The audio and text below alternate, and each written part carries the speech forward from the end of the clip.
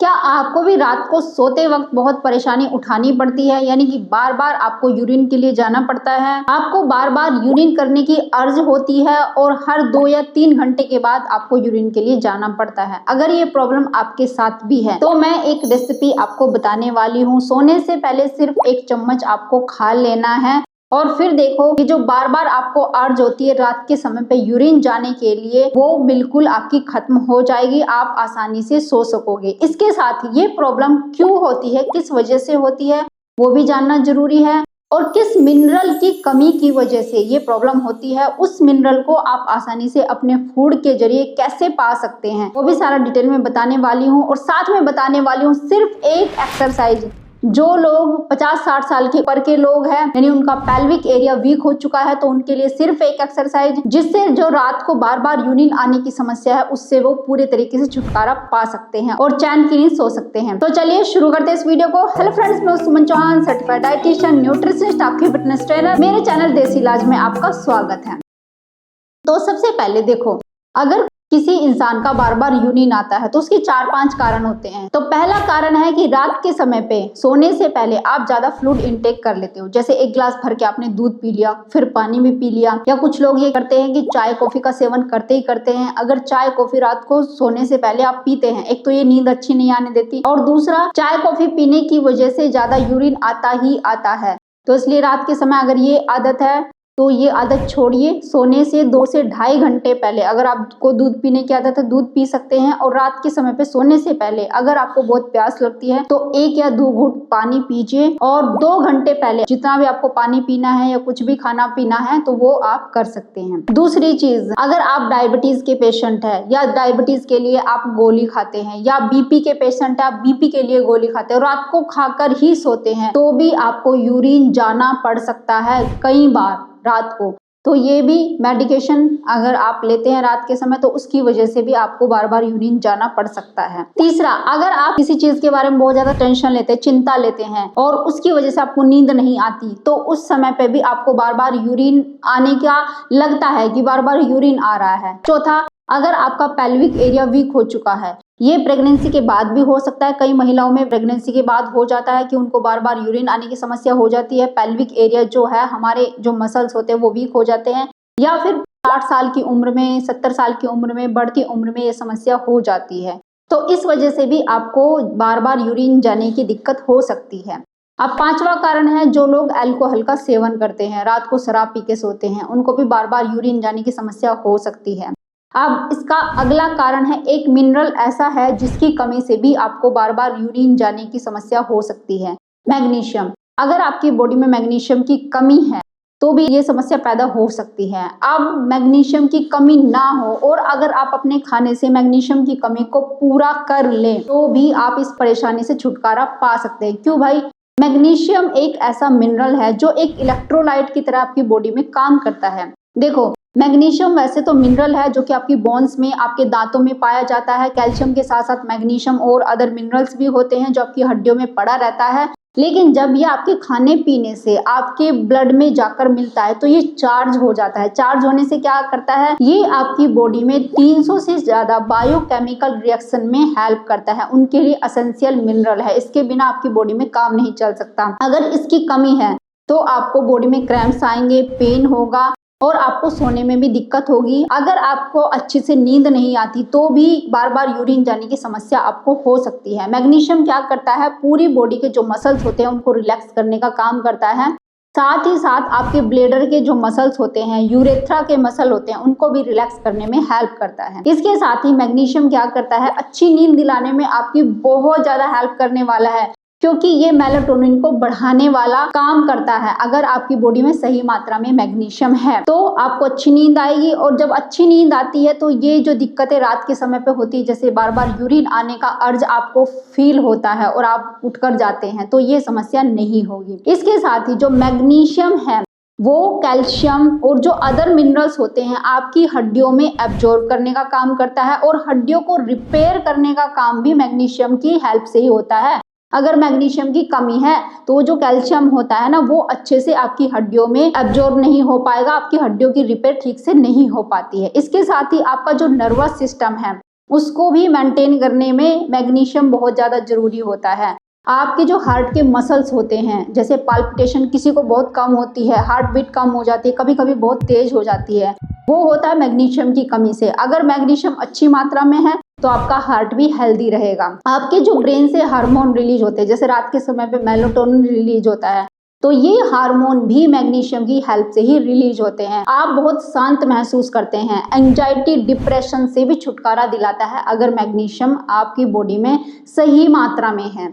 तो आप कहेंगे अच्छा मैग्नीशियम वाला फूड बता दीजिए जिसको खा करके हम अपनी मैग्नीशियम की कमी को पूरा कर सकें। तो देखिए सिंपल सी चीजें हैं, आपके आसपास ये चीजें हैं, आसानी से मार्केट से लाके आप इनको खा सकते हैं। जैसे कि ग्रीन लीफी वेजिटेबल, हरी पत्तेदार सब्जियां, पालक हो गया, केल हो गया, धनिया पत्ता हो गया, जितनी भी पत्तेदार सब्जियां हैं इनको आप किसी न किसी रूप में कच्चा खाएं। आप कहेंगे कि हम तो पकाकर खाते हैं।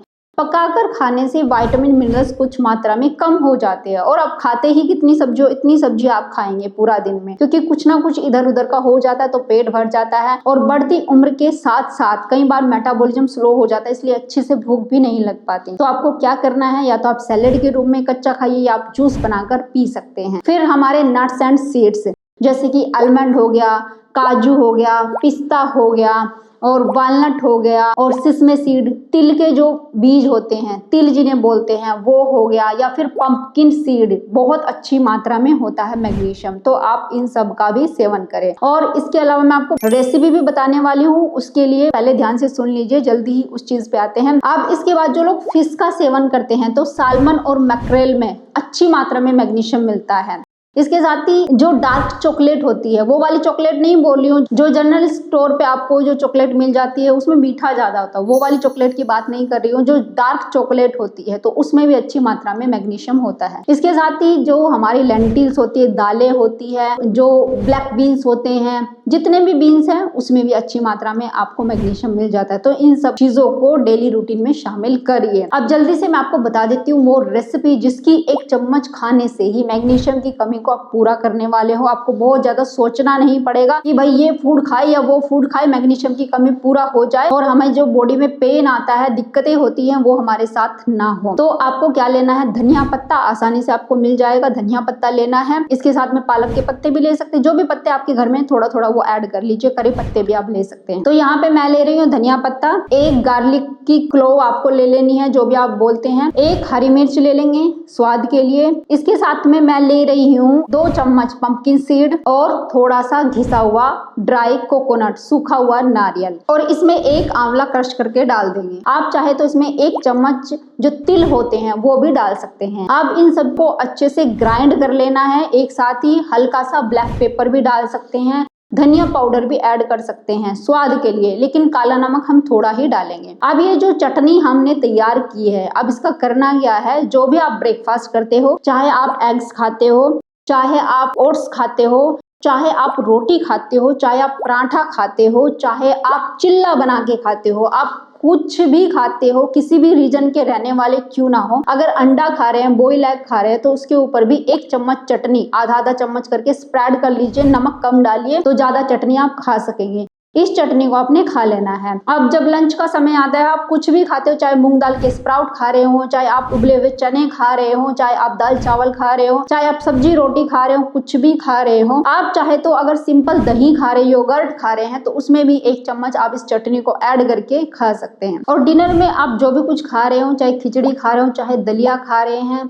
चाहे आप ब्रेड की एक स्लाइस ही लेना पसंद करें, तो ब्रेड की एक स्लाइस के ऊपर पूरा 1 चम्मच चटनी लपेट देना है। और इस तरीके से आप कोई भी हल्का फुल्का खाना खा रहे हो, बस ये 1 चम्मच चटनी आपके अंदर जानी चाहिए। और इससे क्या होगा कि कम से कम 1 से 2 चम्मच पंपकिन सीड आपकी बॉडी में जाएंगे, जो मैग्नीशियम की कमी को पूरा करने में आपकी हेल्प करेंगे। जो हमने ग्रीन पत्ते डाले हैं, आंवला डाला है, सभी चीजों में मैग्नीशियम की कुछ ना कुछ मात्रा होती है, क्योंकि हम कच्ची खा रहे, बिना पकाए खा रहे हैं, तो इस वजह से आपकी बॉडी में मैग्नीशियम की मात्रा पहुंच जाएगी और काफी रिलैक्स आपको महसूस होगा। अंदर से बॉडी डिटॉक्स होगी तो काफी अच्छा फील करेंगे, पेट भी साफ होगा। अगले दिन आप देखेंगे कि आपका टॉयलेट जाने का समय होता था तो उसमें अच्छे से पेट आपका साफ हुआ है, तो काफी आपको शांति भी मिलेगी अंदर से। तो इस तरीके से ये चटनी खा करके आप अपनी मैग्नीशियम की जो कमी है उसको पूरा कर सकते हैं। अब मैं आपको दिखाने जा रही हूँ वो एक्सरसाइज अगर आपके पेल्विक के मसल वीक हो चुके हैं, और कई बार तो ऐसा होता है लेडीज के साथ, बड़ी उम्र में हो जाती है, तो जैसे बैठे हैं तो उनको लग रहा है कि यूरिन आ रहा है, जैसे खड़े होकर चलते हैं तो थोड़ा यूरिन निकल जाता है, खांसते हैं तो यूरिन निकल जाता है।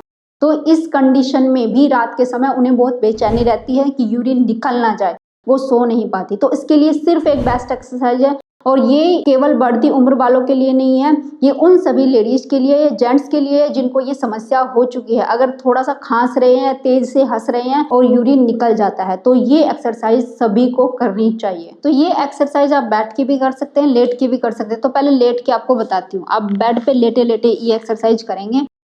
इस तरीके से लेट जाइए।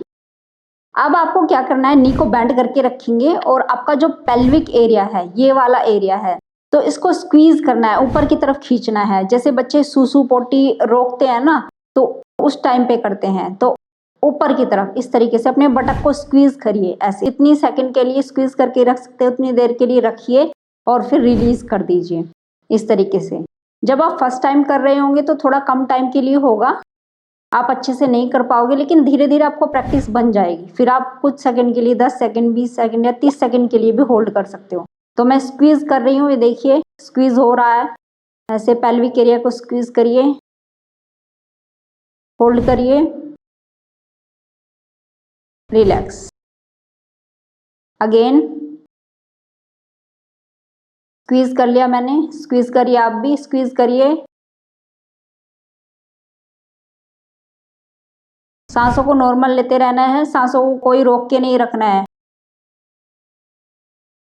स्क्वीज करके रखेंगे जितनी देर तक रख सकते हैं और रिलैक्स कर दीजिए। फिर से स्क्वीज करेंगे,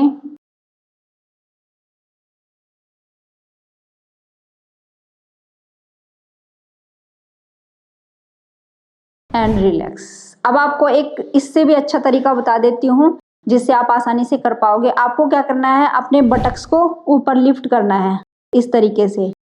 इस पोजीशन में आ जाइए। अब स्क्वीज करिए, अब अच्छे से आप स्क्वीज कर पाओगे। जैसे ऐसे लेट के भी कर सकते हैं, लेकिन अगर आपको लगता है कि ऐसे करने से नहीं हो पा रहा है तो आप ऐसे उठा लो, और ऐसे करने से आप कर पाओगे। अब स्क्वीज करो, करो स्क्वीज, स्क्वीज करो, करके रखो, होल्ड करना है, रिलैक्स, फिर से स्क्वीज, खींचो अपनी तरफ, खींचो जैसे आप ऊपर चढ़ा रहे हो किसी चीज को, इस तरीके से करना है। खींचो और छोड़ दो। कम से कम 10 रेपिटेशन आपको लेट के करने हैं या फिर इस पोजीशन में करने हैं, इस तरीके से करने हैं। अब आपको बताती हूँ कि बैठकर आप कैसे कर सकते हो। जब आपको लेट कर करने की प्रैक्टिस हो जाएगी, फिर आप कहीं पर भी बैठ कर भी कर सकते हो। जैसे मान लो इस पोजीशन में बैठे हो, तो मैं तो इस पोजीशन में भी कर सकती हूँ, लेकिन ये होगा जब आपको प्रैक्टिस हो गई हो। या फिर आप इस पोजीशन में बैठे हो, देखो वज्रासन में जैसे हम बैठे हैं, तो भी हम स्क्वीज कर सकते हैं इस तरीके से। स्क्वीज करेंगे, रिलैक्स, स्क्वीज करेंगे, रिलैक्स, स्क्वीज करेंगे। आप किसी से बातें कर रहे हो तो भी आप ये एक्सरसाइज कर सकते हो, लेकिन जब आपको प्रैक्टिस हो जाएगी तब कर पाओगे। पहले लेट के प्रैक्टिस करनी है। इस पोजीशन में भी कर सकते हो। स्क्वीज किया, relax, squeeze, hold, relax, squeeze, relax. अच्छा, ये एक्सरसाइज अपने घर के जो बुजुर्ग हैं और जिनको ये समस्या है कि यूरिन उनका निकल जाता है खांसते वक्त, छींकते वक्त, या फिर ज्यादा यूरिन आ रहा है एकदम से रोक नहीं पाते, तो उनको भी जरूर बतानी चाहिए और सब लेडीज को जरूर करनी चाहिए, ताकि आगे आने वाले टाइम में उनको दिक्कत ना हो। जेंट्स भी कर सकते हैं, और दिन में आप कितनी भी बार कर सकते हैं, 3 बार, 4 बार, जितनी बार आपको समय मिले आप जरूर करिए। लेकिन ऐसा नहीं कि एक बार करिए और छोड़ दी, कम से कम 2 बार करना जरूरी है, और ज्यादा से ज्यादा कितनी बार भी आप कर सकते हो। तो उम्मीद है आज की वीडियो आपको बहुत पसंद आई होगी। आप लाइक शेयर भी करेंगे। अगर चैनल पे आप नए हैं, चैनल को सब्सक्राइब कर लीजिए। तो फिर मिलती हूँ नेक्स्ट वीडियो में, तब तक के लिए बाय, टेक केयर।